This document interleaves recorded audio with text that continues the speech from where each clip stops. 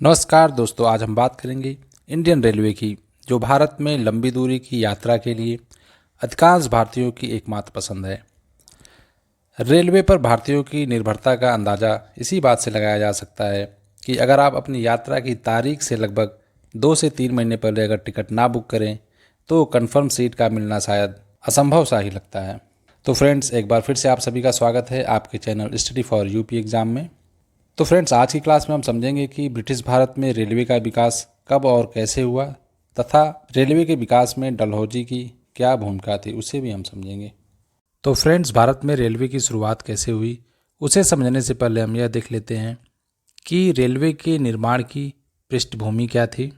तो 1814 में इंग्लैंड की पटरियों पर जॉर्ज स्टीफेंसन का बनाया हुआ पहला रेल इंजन दौड़ने लगा था। हालांकि जॉर्ज स्टीफेंसन के पहले कई अन्य आविष्कारकों ने रेल इंजन के निर्माण में काफ़ी महत्वपूर्ण भूमिका निभाई और आगे चलकर 1830 से 1840 के दशक तक इंग्लैंड में रेलवे के विकास पर काफ़ी तेज़ी से कार्य किया गया। वहीं अगर हम दूसरी तरफ बात कर ले ब्रिटिश भारत की, तो 19वीं सदी के अंत तक ब्रिटिश भारत में यातायात के साधन बहुत ही पिछड़े हुए थे, यानी कि बैलगाड़ी और तांगे ही यातायात के प्रमुख साधन हुआ करते थे।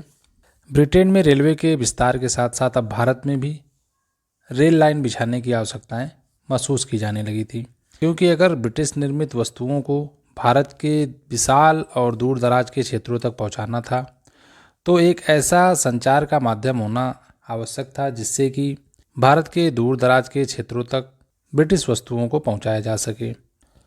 और साथ ही साथ ब्रिटिश उद्योगों के लिए आवश्यक जो कच्चा माल था वह देश के कोने कोने और दूर दराज के क्षेत्रों से लाकर बंदरगाहों तक आसानी से पहुंचाया जा सके। तो इन दोनों उद्देश्यों की पूर्ति के लिए यातायात और संचार के साधनों का विकास करना अब बहुत ही आवश्यक हो गया था। तो इस तरह ब्रिटिश भारत में रेलवे को विकसित करने की जो एक सोच थी उसकी शुरुआत हुई और इसी घटनाक्रम में रेलवे के विकास से संबंधित जो सबसे पहला सुझाव आया वह मद्रास प्रेसिडेंसी से 1831 में आया। हालांकि यह प्रस्ताव सुनने में थोड़ा अतरंगी सा लगता है, क्योंकि इसमें रेल के डिब्बों को घोड़ों के माध्यम से खींचने का प्रस्ताव रखा गया था। लेकिन कुछ ही वर्षों के पश्चात जब 1834 में भाप से चलने वाली रेलों का प्रस्ताव रखा गया और यह प्रस्ताव जब ब्रिटेन पहुंचा तो वहां के जो पूंजीपति वर्ग थे, जो भी कपड़ा व्यापारी थे और कुलीन वर्ग थे जो भारत के साथ व्यापार करते थे, उन्होंने भाप से चलने वाली रेलों के इस प्रस्ताव का पुरजोर समर्थन किया। तो भाई, इन पूंजीपतियों ने और कपड़ा व्यापारियों ने इस प्रस्ताव का समर्थन किया क्यों, उसको समझ लेते हैं। तो भारत में रेलवे के विकास के साथ ही वहाँ के व्यापारी वर्ग को जो कच्चे माल की आवश्यकता थी और विनिर्मित वस्तुओं के लिए बाजार का जो विस्तार करना था, उससे इन कपड़ा उत्पादकों को और मिल मालिकों को काफ़ी फ़ायदा होने वाला था। और वहीं जब रेलवे का विस्तार किया जाएगा तो उसके लिए जो आवश्यक पटरियाँ, इंजन, डब्बे और अन्य दूसरी मशीनें हैं उसकी बिक्री भी बढ़ेगी।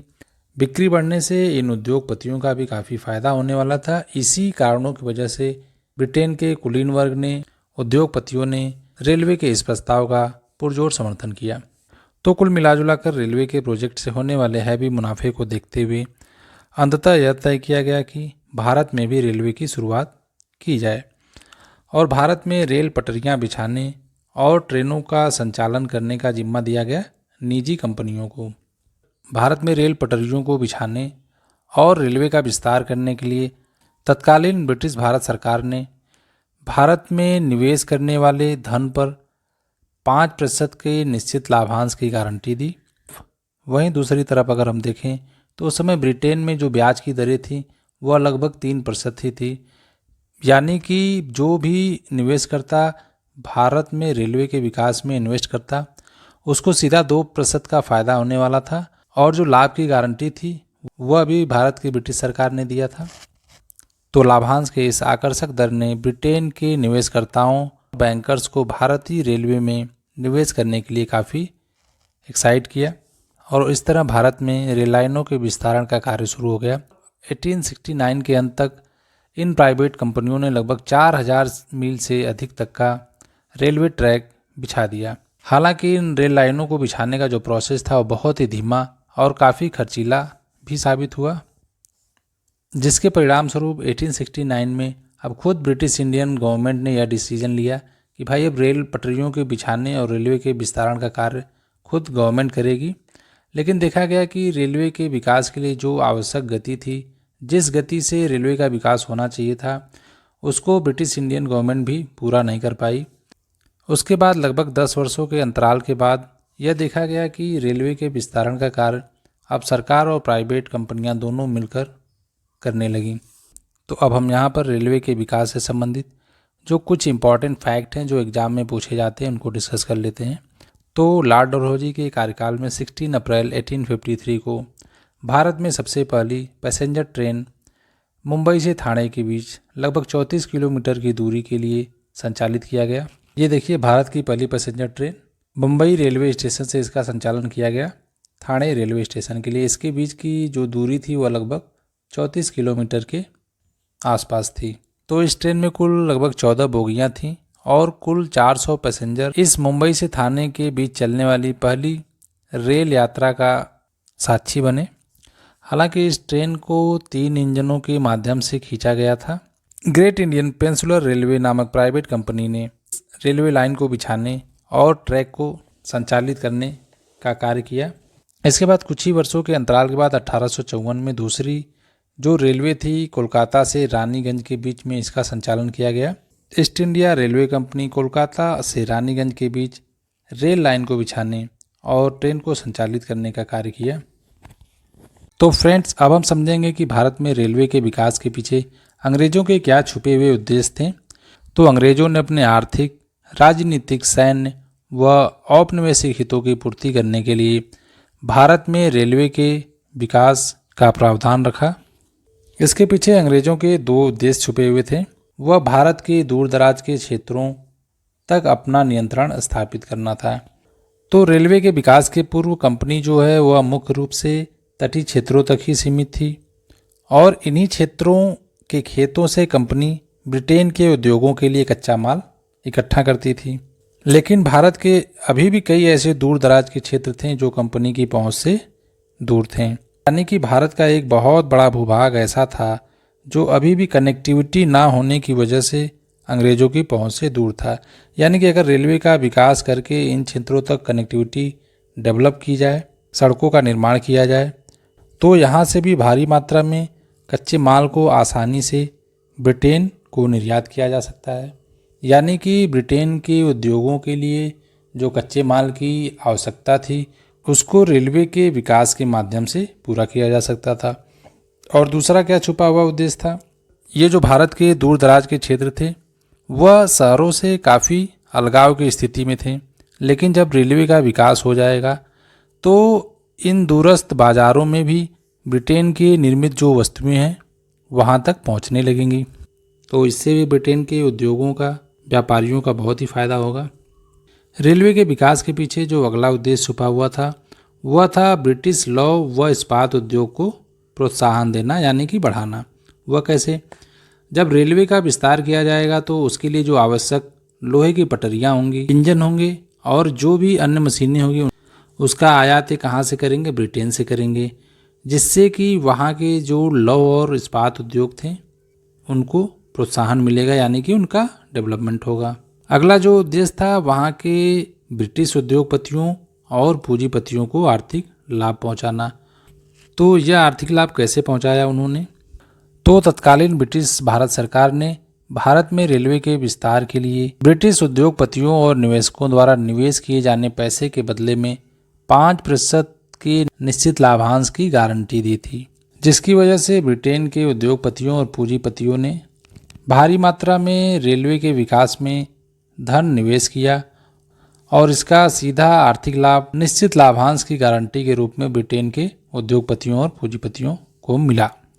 और अंत में जो सबसे महत्वपूर्ण और प्रभावी उद्देश्य था उनका भारत में रेलवे के विकास का, वह था कि अगर रेलवे का विकास हो जाएगा तो उसके बाद बाह्य आक्रमण और भारत में अंदरूनी विद्रोहों की स्थिति में सेना के तीव्र आगमन को सुनिश्चित किया जा सकेगा।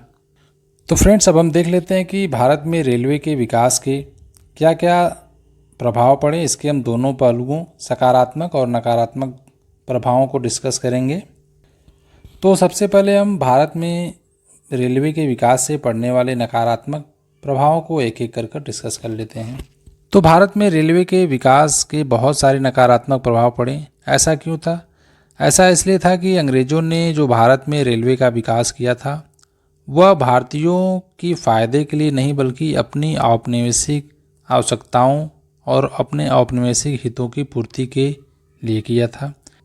इसलिए रेलवे के विकास का जो नेगेटिव इम्पैक्ट था वह बहुत ही ज़्यादा पड़ा। तो जो सबसे पहला प्रभाव था हम उसको समझ लेते हैं। भारत में रेलवे के विकास के कारण कच्चा माल के निर्यात में बहुत ही तेज़ी आई। रेलवे के विकास के कारण एक ही बार में बहुत ज़्यादा मात्रा में सामान भारत के हर कोने कोने से भरकर बंदरगाहों तक पहुंचाया जा सकता था। वही सामान जो कभी बैलगाड़ियों और तांगों की मदद से भारत के गांवों से बंदरगाहों तक पहुंचने में कई हफ्तों कई महीनों का समय लग जाया करता था, वह दूरी अब कुछ ही घंटों में पूरी की जाने लगी थी। रेलवे के विकास के कारण भारत के वह दूर दराज के क्षेत्र जो बाजारों से अलगाव की स्थिति में हुआ करते थे, अब उन बाजारों में भी ब्रिटिश वस्तुओं के उत्पाद बड़े धड़ल्ले से और बड़े आसानी से पहुंचने लगे थे।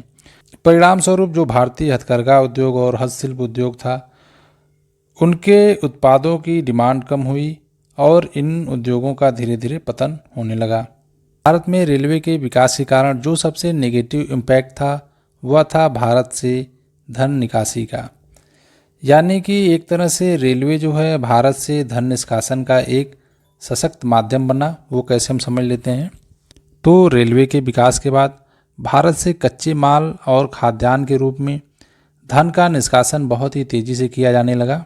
ब्रिटिश उद्योगपतियों और पूंजीपतियों द्वारा भारत में रेलवे के विकास हेतु निवेश किए गए पैसे पर 5% की अदायगी भारतीय धन से की जाती थी।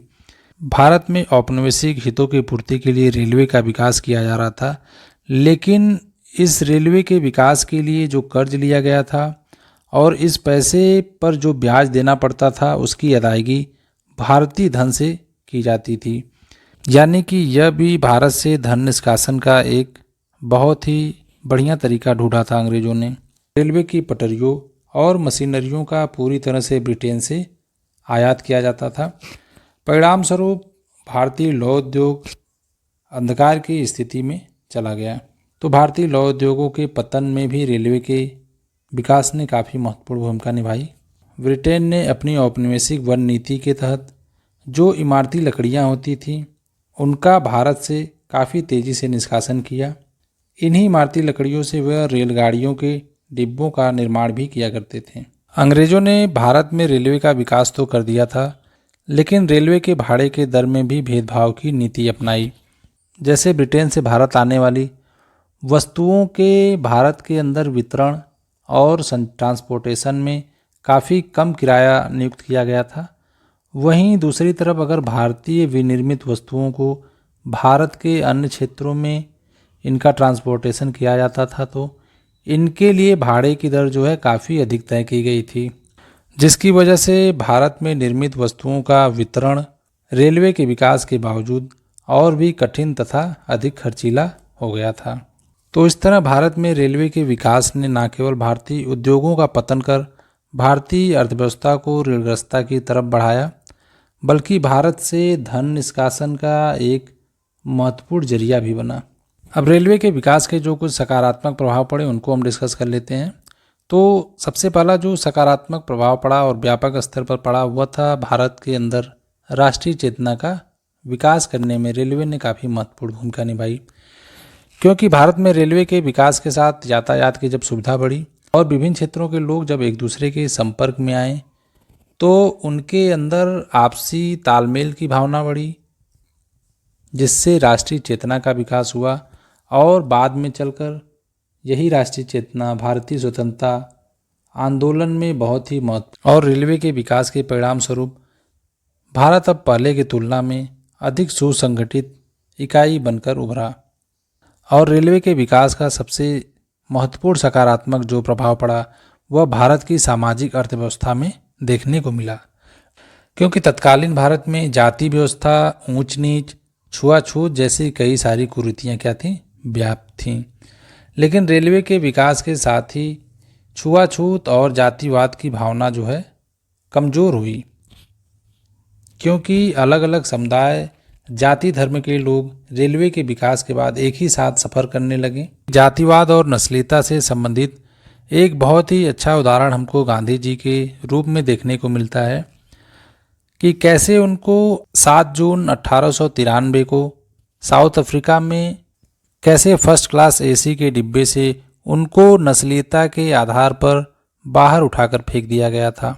तो जैसे एक तरफ रेलवे के विकास ने भारतीय अर्थव्यवस्था को कमज़ोर किया, वहीं दूसरी तरफ भारतीय समाज में सामाजिक एकता और राष्ट्रवाद की भावना का भी विकास किया।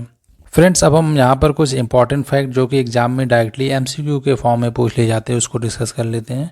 तो अभी जैसे हमने डिस्कस किया था कि पहली ट्रेन 16 अप्रैल 1853 को लॉर्ड डलहौजी के कार्यकाल में बम्बई से ठाणे के मध्य लगभग 34 किलोमीटर की दूरी के लिए संचालित किया गया था। इसके कुछ ही वर्षों के बाद 1854 में दूसरी ट्रेन का संचालन किया गया कोलकाता से रानीगंज के बीच में। भारत में रेलवे का सर्वाधिक जो विकास हुआ वह लॉर्ड कर्जन के कार्यकाल में देखने को मिलता है। लॉर्ड कर्जन के कार्यकाल में ही 1902 में रॉबर्टसन आयोग का गठन किया गया, जिसकी सिफारिश पर 1905 में रेलवे बोर्ड का गठन हुआ। उसके बाद 1920 में एडवर्ड आयोग का गठन किया गया, जिसमें यह सिफारिश की गई थी कि भाई रेल बजट जो है उसको आम बजट से अलग रखा जाए, और 1924 में इस आयोग की सिफारिशों को लागू भी कर दिया गया था। तो यह रेलवे के विकास से संबंधित कुछ इंपॉर्टेंट फैक्ट हैं, इनको आप ज़रूर एक बार ध्यान रखिएगा। भारत में रेलवे के विकास में लॉर्ड डलहौजी का बहुत ही महत्वपूर्ण योगदान माना जाता है, लेकिन इसके पीछे भी एक स्टोरी है। डलहौजी भारत आने से पहले ब्रिटेन में ही रेलवे के विस्तार से संबंधित कार्य करना चाहता था, लेकिन वहाँ पर उसको यह मौका नहीं मिल पाया, और जब 1848 में वह भारत का गवर्नर जनरल बन के आया तो उसने रेलवे के विकास में बहुत ही महत्वपूर्ण भूमिका निभाई। रेलवे के विकास के साथ साथ डलहौजी ने डाक व तार जैसी संचार व्यवस्थाओं का भी विकास किया। इन डेवलपमेंट के चलते ही कहा जाता है कि डलहौजी ने ही आधुनिक भारत की नींव रखी। राष्ट्रवादी इतिहासकार बाल गंगाधर तिलक ने भारत में ब्रिटेन द्वारा विकसित किए जा रहे रेलवे के प्रोजेक्ट पर उन्होंने बहुत ही इम्पोर्टेंट कथन कहा था। अंग्रेजों द्वारा भारत में रेलवे का विकास दूसरे की पत्नी के श्रृंगार पर खर्च करने जैसा है। रेलवे के विकास के संदर्भ में कार्ल मार्क्स ने एक बहुत ही अच्छा स्टेटमेंट कहा था। तो कार्ल मार्क्स के अनुसार जिस देश में कोयला व लोहा मौजूद हो और वहाँ पर परिवहन के साधनों का मशीनीकरण हो जाए तो उस देश में औद्योगिकीकरण का होना निश्चित है। रेलवे के विकास के बाद ब्रिटेन, जर्मनी और जापान जैसे देशों में औद्योगिकीकरण की स्थिति तो देखी गई, लेकिन भारत में कोयला व लोहा जो कि आधारभूत उद्योगों के विकास के लिए सबसे महत्वपूर्ण तत्व होते हैं, इनकी पर्याप्त उपलब्धता तथा रेलवे के विकास के बावजूद भी भारत में औद्योगिकीकरण नहीं हुआ। तो ऐसा क्यों हुआ उसे समझ लेते हैं हम। तो भारत में रेलवे का विकास तो हो रहा था, लेकिन रेलवे से संबंधित जो भी कल पुर्जे, रेलवे के लिए पटरियाँ तथा जो अन्य मशीनें चाहिए थी, उन सब का आयात कंपनी कहाँ से कर रही थी? ब्रिटेन से कर रही थी। अगर कंपनी भारत में भारतीय लोहे से ही पटरियों, कल पुर्जों का निर्माण करती तो भारतीय लौह उद्योग का विकास होता, और लौह उद्योग के विकास से अन्य जो दूसरे उद्योग थे उनके लिए जो आवश्यक मशीनें थीं, कल पुर्जे थे, उनका निर्माण भी भारत में होता। तो अल्टीमेटली धीरे धीरे क्या होता कि भारत में भी औद्योगिकीकरण को बढ़ावा मिलता। इस तरह कार्ल मार्क्स का कथन कि जिस देश में कोयला और लोहा मौजूद हो और वहाँ पर परिवहन के साधनों यानी कि रेलवे का विकास हो रहा हो, उस देश में औद्योगिकीकरण का होना निश्चित है। लेकिन भारत के संदर्भ में कार्ल मार्क्स का यह कथन असत्य साबित हुआ, क्योंकि अंग्रेजों ने भारत में रेलवे का विकास अपनी औपनिवेशिक आवश्यकताओं और हितों को पूरा करने के लिए उन्होंने भारत में रेलवे का विकास किया था, न कि भारतीय उद्योगों को प्रोत्साहित करने के लिए। रेलवे के विकास के बाद भारत में जो औद्योगिकीकरण होना चाहिए था उसे तो छोड़ ही दीजिए, उल्टा रेलवे के विकास के बाद भारत में जो परंपरागत उद्योग धंधे थे, जो परंपरागत हथकरघा और हस्तशिल्प उद्योग थे, उनका पतन भी काफ़ी तीव्रता से होने लगा तथा रेलवे का विकास भारत से धन निष्कासी का एक महत्वपूर्ण जरिया बना। तो फ्रेंड्स, आज की क्लास में हमने भारत में रेलवे के विकास के पीछे क्या पृष्ठभूमि थी, रेलवे के विकास का भारत पर क्या परिणाम पड़ा और इनके सकारात्मक और नकारात्मक दोनों प्रभावों को काफ़ी डिटेल में हमने डिस्कस कर लिया है। आई होप कि आपको वीडियो अच्छी लगी हो। तो फ्रेंड्स, हम अगली क्लास में 1857 की महान क्रांति के बारे में डिटेल में डिस्कस करेंगे। इस क्रांति की शुरुआत कैसे हुई, इस क्रांति के क्या तात्कालिक कारण थे और इसका तत्कालीन ब्रिटिश सरकार पर क्या प्रभाव पड़ा, इसको हम डिटेल में समझेंगे। फ्रेंड्स, मिलते हैं अगली वीडियो में, तब तक के लिए धन्यवाद।